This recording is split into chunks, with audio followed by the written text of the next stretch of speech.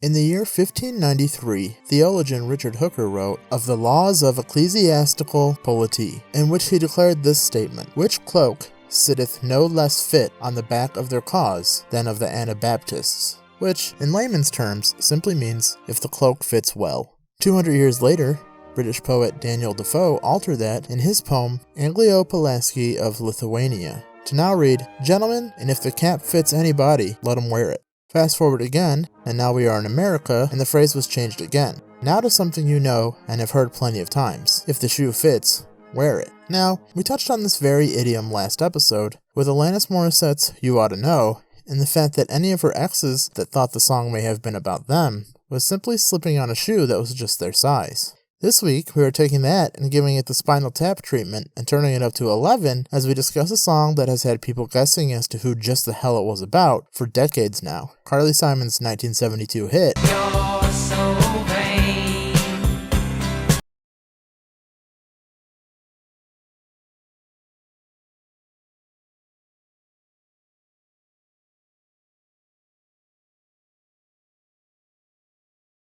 Hello!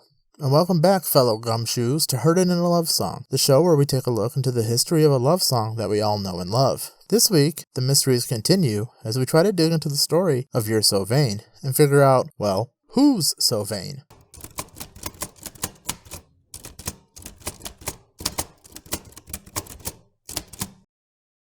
We start our story on June 25th, 1945, in the Riverdale community of the Bronx. That is where and when we meet up with a powerhouse couple, Richard Simon and his wife, Andrea Simon, as they bring into the world their third daughter, Carly Elizabeth Simon. Now, not unlike Jewel, Carly Simon's family was kind of a big deal too. So let's start with her father, Richard Simon. It's 1924, and 25-year-old Richard Simon was asked a question by his aunt that would change his life forever. You see, tired of doing just one crossword puzzle a day, she asked her nephew if there were any big books of crossword puzzles. And to their surprise, there was not. And that is an injustice that Richard decided that was up to him to end. He was a piano salesman at the time, which is a decidedly 1920s career. So he got in contact with his friend, Max Schuster, who at the time was an editor of trade magazines, and the pair scraped together $8,000. With inflation, that's nearly $130,000 in 2021, and the two founded Simon & Schuster. Simon & Schuster cornered an untapped area of the market for gaming books, publishing the first editions of Bananas, Mahjong, and the first crossword puzzle books. In 1934, Richard met Andrea Heinemann, a phone operator for Simon & Schuster, who moonlighted as a civil rights activist. He had called down to the phone operator room, and upon hearing her voice, uttered the lines that would prove just cheesy enough to woo her. "Hello, little woman," with her replying, "Hello, big man." They were married the following year. 6 years later, on October 20th, 1940, they had their first child, future opera singer and New York real estate agent Joanna Simon, who went by Joey. 3 years later, New Year's Day, 1943, they had their second child, future singer and Broadway composer Lucy Simon. So we loop back to 1945 and meet up with their third daughter, Carly Simon.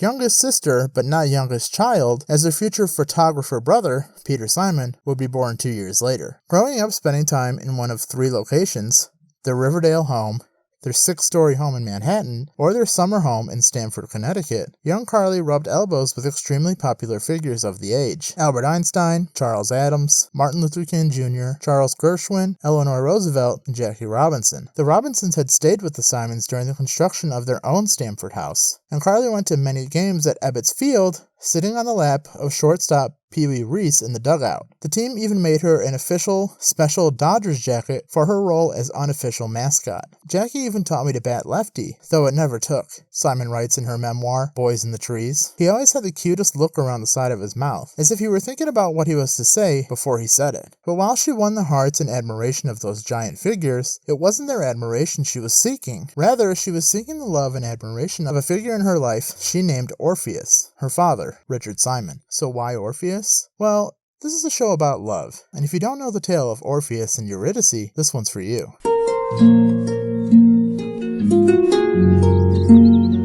Apollo was the god of practically everything, including but not limited to music, poetry, art, prophecy, truth, archery, plague, healing, sun, and light. But more importantly, in this case, Apollo was the father of Orpheus, whose mother was Calliope, the goddess of music, song, and dance. Orpheus had a divinely gifted voice that could charm everyone who heard it. When he was presented with his first lyre as a boy, he had it mastered in no time at all, and the myth says that no god or mortal could resist his music, and even the rocks and trees would move themselves to be near him. During one of the typical forest gatherings of humans and creatures alike, his eyes fell upon a wood nymph. Her name was Eurydice, and she was beautiful as she was shy. She had been drawn to Orpheus, enamored by his voice, and such was the spell of beauty and music and appearance that neither could cast their eyes off of each other. Something inexplicable tugged at the hearts of the two young people, and soon they fell deeply in love, and unable to spend a single moment without each other, they decided to get married. Their wedding day dawned bright and clear. Hymeneus, the god of marriage, blessed their marriage,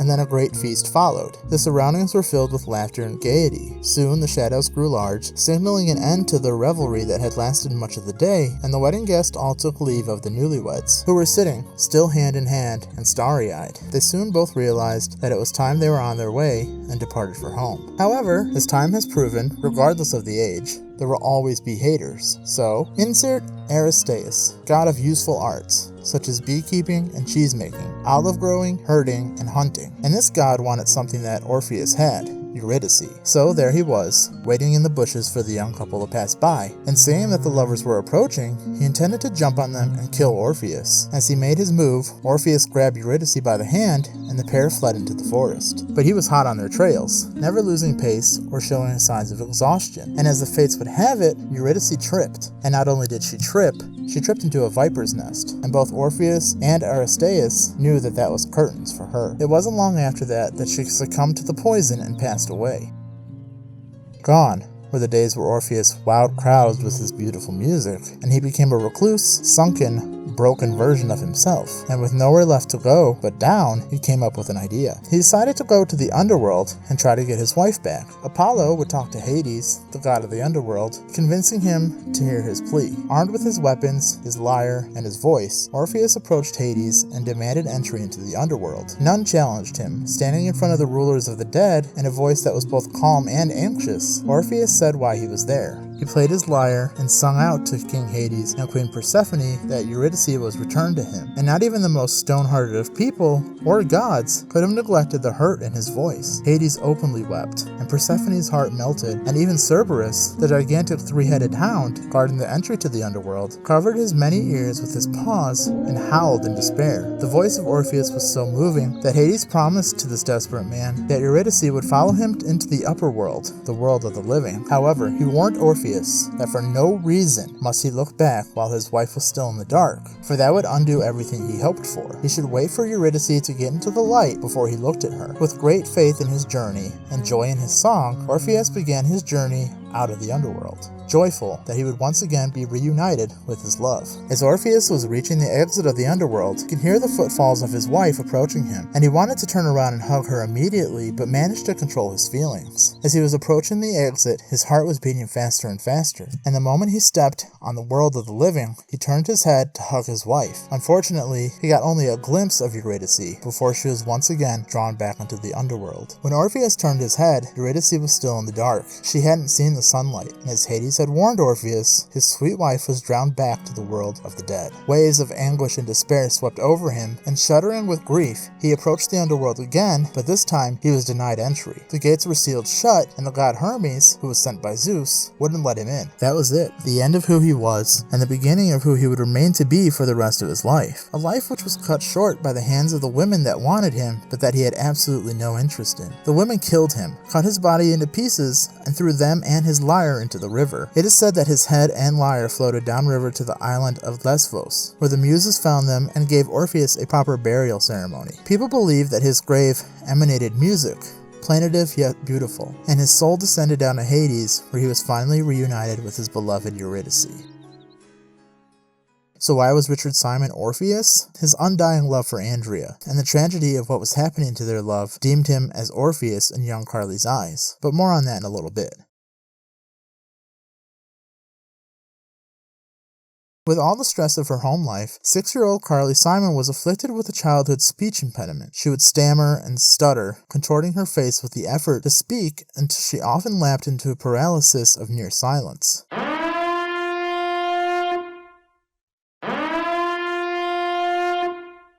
It It was also at this time that Carly was routinely molested by an entity she gave the alias Billy. Carly was around 7 when Billy started with the come-ons, like, "Give me your dime and I'll let you pull the towel off my waist." It was abuse that went on for about 7 years, until her mother found out and banned him from their house. What makes the abuse even more tragic is that she told her older sisters, and they brushed it off as if she were trying to make herself look and seem older than she was. "I was devastated because I thought I was in a romance, which I think happens to a lot of girls," she said in an interview with People magazine. "Your libido overpowers everything. You're so libidinous even at the age of 9 and 10, and sometimes there's an outlet there. I bet in many more cases than we even know about." Like most abuse victims, she said she even tried to protect the boy when she met with a child psychologist. "I wanted to keep it quiet because I wanted to keep it going," she said in her memoir. However, looking back at the incident in her People interview, she felt disgusted. "It was heinous," she said. "It changed my view about sex for a long time." Another thing that I'm sure changed her views about sex was the fact that her mother was very openly having an affair with a tutor that she had hired for Peter, Columbia University student Ronnie Kleinzing, who was 20 years her junior. The only good thing that came out of this period of Carly's life was the advice her mother gave her when all other forms of therapy were proving bunk when it came to helping her stop stuttering, and that was to sing. "I felt so strangulated talking that I did the natural thing, which was to write songs, because I could sing without stammering, as all stammerers can," she said in her memoir. Simon attended Riverdale Country School, and also attended Sarah Lawrence College before dropping out to pursue music. In 1960, divorced, depressed, and strong-armed out of his company, Richard Simon fell victim to his third and final heart attack and passed away at the age of 61.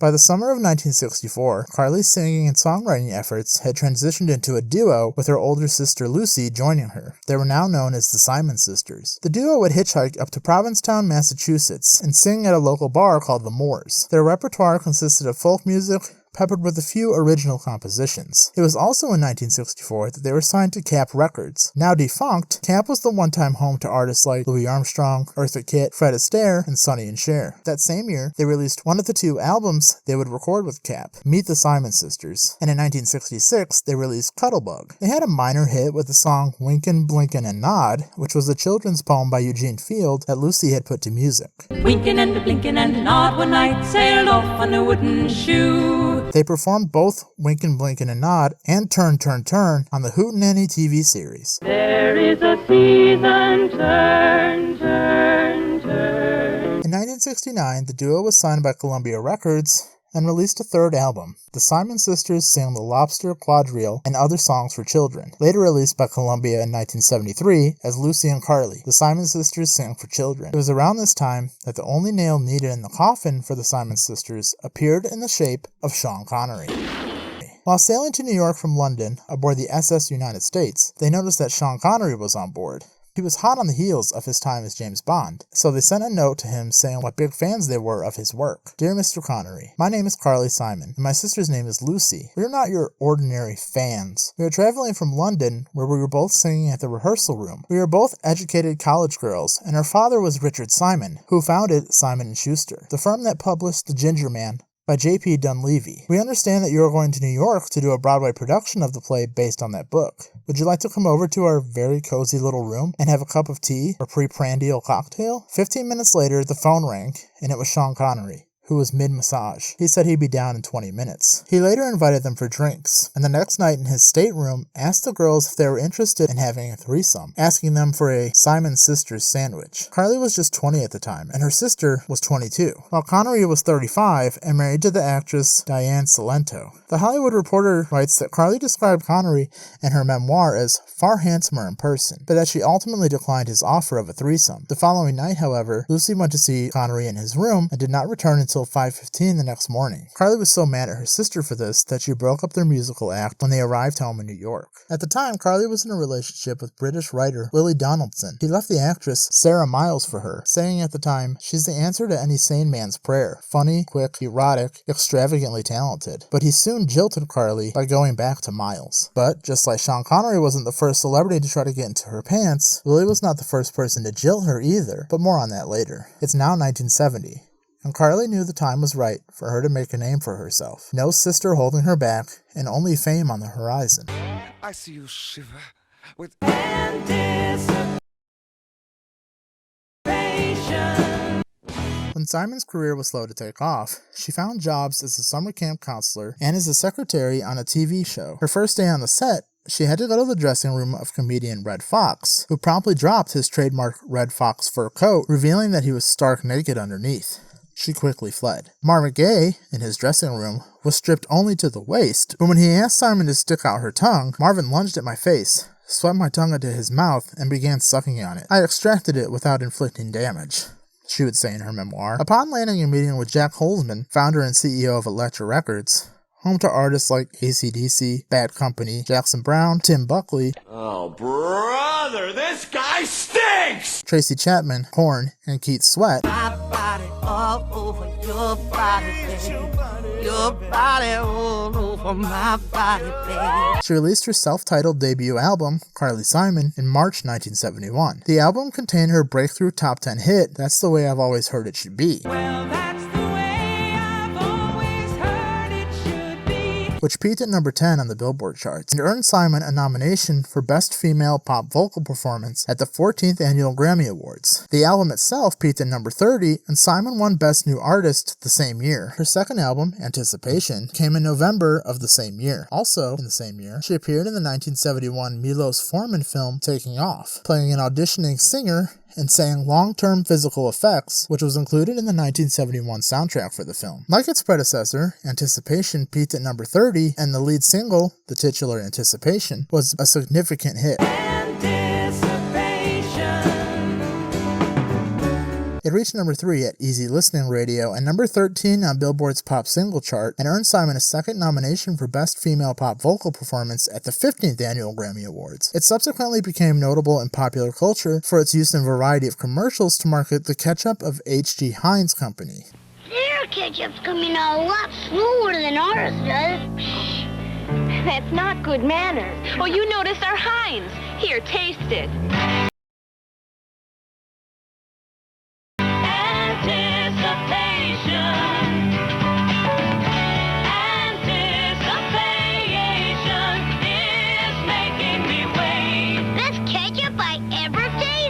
The single was written in 15 minutes while Simon waited for Cat Stevens to pick her up for a date, but more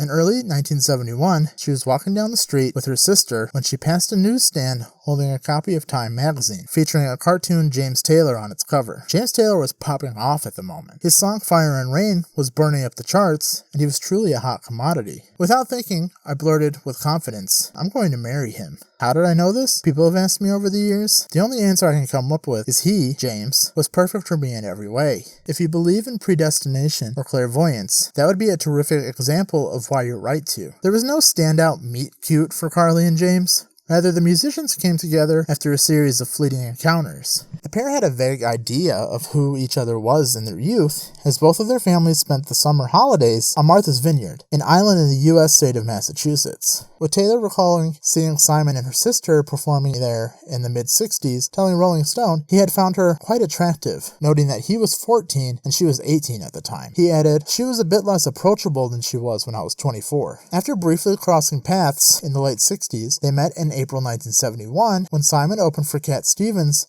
at the Los Angeles rock club The Troubadour. A horde of people had visited her dressing room after the show, and as they left, she noticed Taylor sprawled out on the floor. Everything about him communicated that he was, in fact, the center of something, the core of an apple, the center of a note," she wrote. They spoke briefly before Joni Mitchell, who was Taylor's girlfriend at the time, appeared in the doorway to collect him. In November 1971, Simon was given tickets to see Taylor play at New York's Carnegie Hall and was invited to meet the singer during intermission. She made him an offer he couldn't refuse. "If you ever want a home-cooked meal while you're here in New York, I'd love to make lunch for you," she declared, to which he replied, "What about tonight?" Simon kept her word, to a point. Following the show and an after-party, they returned to her apartment and ate 2 loaves of Sara Lee banana cake. Perfect for our first meal together. I don't smoke. I don't drink. I don't gamble. I don't fool around with sports cars. I'm a family man. But don't worry, I'm human. There it goes. I'm on Sara Lee fresh frozen banana cake. I eat a lot of Sara Lee fresh banana cake. A lot of smooth, satisfying Sara Lee fresh banana cake. A lot of smooth, satisfying, delicious, succulent Sara Lee fresh banana cake.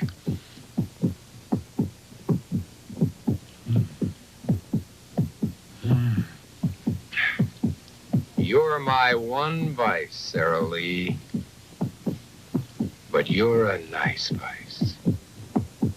That late-night lunch, she told Harper's Bazaar, expanded into a life together. One morning, Simon suggested marriage to Taylor, who responded with hesitation. There's really no reason to get married. We love each other, and we've been living together. And then later on in the afternoon, James said, you know, I've been thinking about it, and maybe we should get married. She recalled to Rolling Stone in 1973. I said, well, what's happened between this morning and this afternoon? And he said, well, this afternoon it was my idea. Their wedding on November 3rd, 1972 was equally low-key, a small ceremony in Simon's New York apartment. Taylor was 26 and Simon 30. In a 2010 interview with ABC's 730 report, Taylor admitted getting married at that age had been a premature move for him.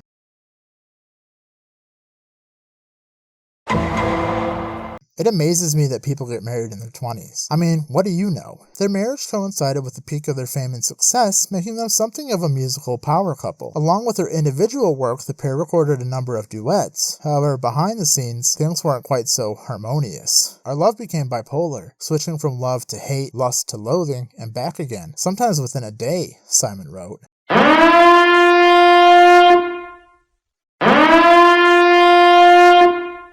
One challenge was Taylor's drug addiction, which had begun in his teenage years and continued throughout the marriage. In their joint Rolling Stone interview, Simon admitted that she hadn't understood the extent to which James was addicted or needing drugs when their relationship began. It just kind of confused me that there was this wall between us and I didn't know exactly what it was, she said. In her memoir, she recalled him shooting up heroin right in front of her one night. Taylor had reasoned that having her witness it might take away the cat and mouse game of his addiction. I can't have you and the habit at the same time. I can't. I've got to get rid of this. You have to watch me, Simon quotes him saying. By 1977, the love was gone, and they were completely going through the motions, as evident in their performance of Devoted to You on The Dick Cavett Show. Until then, I'll always be devoted to you. By 1983, they were the divorced parents of Sally and Ben Taylor. But let's reel it back a little bit and touch on the song that blew her career up and launched one of the most intriguing mysteries of all time.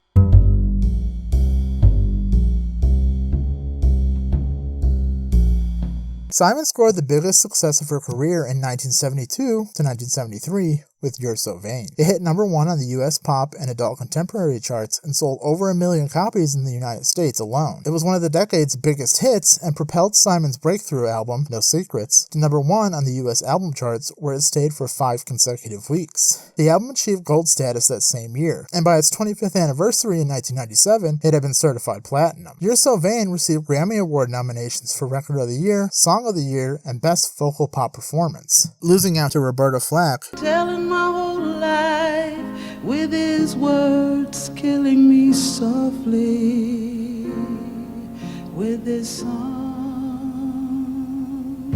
Before we meet the bachelors in the dating game that is You're So Vain, let's meet the players that made it possible. The song, as well as the album it came from, No Secrets, was produced by Paul Buckmaster, who has produced songs like Drops of Jupiter by Train, With drops of Jupiter in her head, Tiny Dancer by Elton John, all the clothes are Tiny Dancer, and Space Oddity by David Bowie. Ground control to Major Tom. Obviously, Carly Simon on vocals, Manfred Mann's Klaus Vormann on bass, Derek and the Dominoes' Jim Gordon on drums, Hitman's Jimmy Ryan on guitar, and producer Richard Perry, who has worked with artists like the Pointer Sisters, Barbra Streisand, Donna Summer, Julio Iglesias, Neil Diamond, and Randy Travis on percussion. And an uncredited voice also appears on the song, and once you hear it, You'll never unhear it. It's Mick Jagger. But we'll get there. In a 2000 interview with Charlie Rose, Simon explained the origin of the song. There was originally a song that had the melody of what it is now, You're So Vain, called Bless You Ben. It went, bless you Ben, you came in where nobody else left off. There I was, by myself, hiding up in my loft. It never went anywhere. I could never fall in love with it. And then I was at a party and somebody walked in and my friend said to me, doesn't he look like he's just walked onto a yacht? So I thought to myself, let me write that in my notebook. And then one day when I was playing Bless You Ben on the piano, I substituted, you walked into the party like you were walking onto a yacht. And the exchange was equal, and it felt natural, and it felt good. Glenn A. Walsh, who was Astronomical Observatory Coordinator and Planetarium Lecturer for Pittsburgh's original Bull Planetarium, told Songfacts.com there is actually another part of the You're So Vain mystery that few people are aware of. Most people think that most of the lyrics are simply creative, however, one lyric in the song was very curious. When you flew your Learjet up to Nova Scotia to see the total eclipse of the sun. When I first heard this lyric in June of 1972, I immediately knew what it meant. I'm sure nearly any scientist who heard the lyric in 1972 knew exactly what it referred to. In fact, one day in mid-June of 1972, a colleague and I were in the radio station when the record was played. When that particular lyric was heard, he turned to me and said, that would be nice. I knew that he meant it would be nice to fly up to Nova Scotia and see the eclipse next month. There was a total eclipse of the sun on July 10th, 1972, and Nova Scotia would be one of the best places to observe this particular eclipse. Even though Carly Simon wrote the lyric in past tense, she was really writing about an actual event in the not-too-distant future, and this brings up several questions. Did she write the lyric in past tense because she did not think the record would be released until after the eclipse, or did she not think it would become popular until after the eclipse? Did this guy tell her about the upcoming eclipse and his plans to see it, or did she know about the eclipse herself, or did some other friend tell her about it as she was writing the lyrics, and she knew this guy would possibly fly to Nova Scotia to see the eclipse? Did this guy actually fly to Nova Scotia to see the eclipse? Or did the release of this record actually make him decide not to fly to Nova Scotia? And was this Carly Simon's purpose in writing that lyric? When Simon originally penned the song, it was more of a folky ballad, but her producer Richard Perry gave it more of a rock edge. She recalled to Uncut Magazine in April 2010, I played it in a much slower tempo, which he raised. I didn't take the song as seriously as all that. It wasn't vengeance. It wasn't Anna Karenina. It was, from this point of view, you don't necessarily look as good as you think you look. There's not an iota of hate in it. There may be much more of an iota of feeling hurt or rejected, because I was brought up by a mother who was adamant that you didn't even kiss a man unless you were in love with him. So I was in love with a lot of men. I was definitely romantic, and my hopes were always dashed. That led to the song. But I admired all those candidates for their great artistic sensibility. In 1976, she performed the song on Saturday Night Live, but taped her performance about an hour before the show started because she got really bad stage fright, which is also why she never toured very much. Chevy Chase played the cowbell and sang in the background.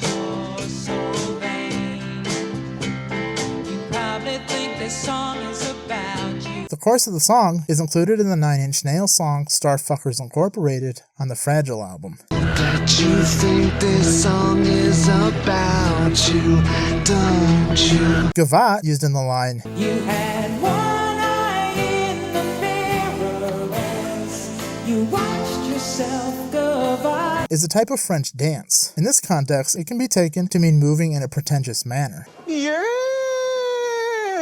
Yes! It has been covered many times, but my personal favorite cover is by Faster Pussycat.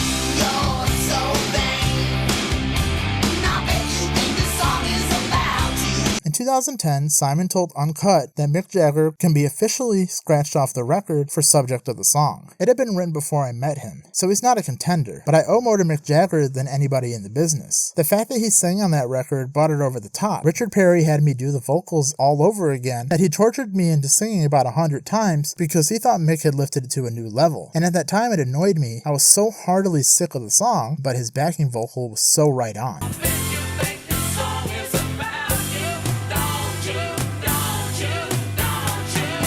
Mick's wife at the time, Bianca, was determined to split James Taylor and Carly Simon up because she swore up and down that Mick and Carly were sleeping together, but Carly confirms that was never the case, although she wanted to, and although he did continue sending her flowers anytime she did go on tour. So if it wasn't Mick Jagger, who was it? Carly has admitted that it is about 3 men, one of which, and the only one she has fully confirmed, was Warren Beatty. While he may have been arrogant, Simon fell hard for the Bonnie and Clyde star from the moment they met backstage at the Troubadour. Beatty had made his interest in Simon clear, and he walked up to her, got close to her face, and looked down her shirt. He said, "Can I see you?" She found him irresistible, a glorious specimen of man, and they started sleeping together. He would always call her the next day, and even though he was a womanizer, she said that he always remembered the small details about her family or childhood that she would share with him. He called her thighs poems. "We made love like in a movie," she wrote. However, those were real sensations. Warren knew the pressure points to stir a tremor in me, which meant that I left my head for a while, and all of a sudden we weren't in a movie anymore. She was so taken with Beatty that she divulged stories about him to her therapist. In one session, while talking about a wonderful evening she'd spent with him, her shrink looked stunned. "You know, you are not the first patient of the day," the therapist revealed, "who spent the night with Warren Beatty last night." That was it for them. Oh, brother, this guy stinks! And the second verse was written about him. Oh my God! He admitted it! As for the other verses, well, there's a laundry list of theories, most of which were affairs that she had while she was the one cheating or the one being cheated with.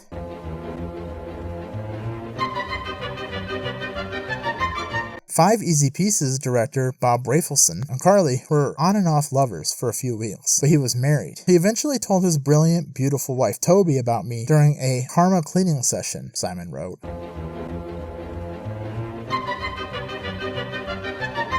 The morning after Jack Nicholson first slept at her apartment, after wooing her by asking her if she ever had coffee this late and following it up by asking if she ever drank coffee in bed, she was surprised to wake up and find him in bed making a series of business calls. Jack's phone voice and his entire persona was supremely assured, she recalled. At the same time, I couldn't help but think he was trying to impress me with the caliber of people he was calling. He tossed out nicknames left and right. Candace Bergen was Bugs, Art Garfunkel was Artie the Garf, and it took me a few seconds to realize that Mike the Nick was Mike Nichols. Soon he divulged that he was seeing another woman besides Simon, who he was developing serious feelings for. And her response, "I really like seeing you, and I'm glad you told me before I invited you to my wedding, in which you were my groom." Nicholson called Simon a funny one, and that was that. While the singer's ego was bruised, she'd only met Nicholson a handful of times and didn't have a deep attraction to him. "The end of my brief fling with Jack," she wrote, "was akin to a promising summer rental that gets canceled at the last minute."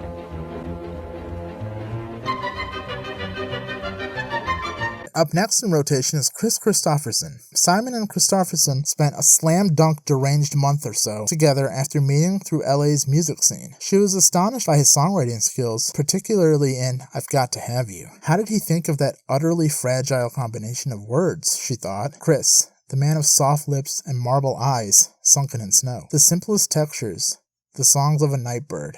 Every time I sing it, I think of him and what a wonder he is. I think he is magic. The bad boy who only shaves when he doesn't have to go to church. Her opinion of the musician changed, however, during a plane ride they shared together. Simon was afraid of flying and put her head in her lap as the aircraft took off. Christopherson wrapped the New York Times around his head like a tent to avoid having anything to do with the possibly sick or frightened woman he had on his hands.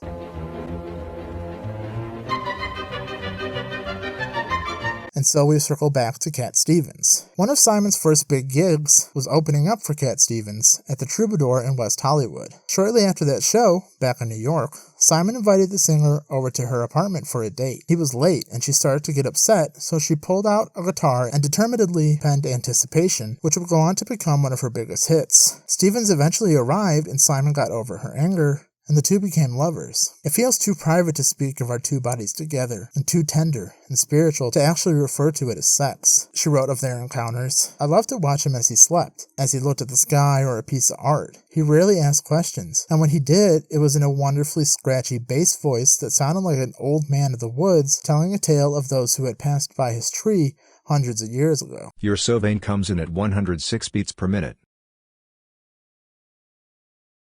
Holy shit, what a song. We've all known a complete and utter narcissist, and sometimes we have been that narcissist. But either way, it's a blessing that we have You're So Vain to express our feelings for someone that clearly thinks very highly of themselves, even if that's undeserved, even if that's unwarranted. And if they have to guess if you're talking about them, well, if the cloak fits well. This week's Love Homework is a song that sums up how it feels when you're deeply in love with that narcissist that only pays you attention when they want to, and that is Ugly by Deb Never. When you don't want me, but I need you. If you like what you learned here today, please subscribe and click the bell. And if you learned something new, drop a like. I'll also be taking requests in the comments below. Until next time, my name is Richard Hunt, and you heard it in a love song. You're so big. Probably think your song is about you.